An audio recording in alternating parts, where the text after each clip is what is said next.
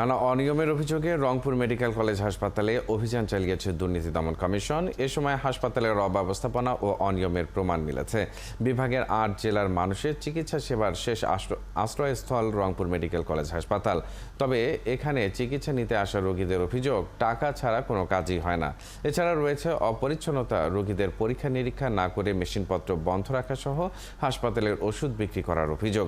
বিভিন্ন সময় রোগীদের করা এসব অভিযোগের ভিত্তিতেই সোমবার অভিযান চালায় দুদক।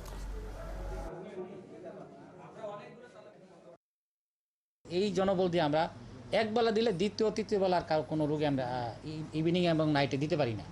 এখানে বাথরুম বানানো হয়েছে ধরেন যে 50 জনের চিন্তা করে, কিন্তু রোগী এখানে থাকে হলো 300 থেকে 400 জন। বাস্তবে বেশ কিছু অভিযোগের সত্যতা পেয়েছি, বিশেষ করে পরিষ্কার পরিচ্ছন্নতা এবং বাথরুম ম্যানেজমেন্টে।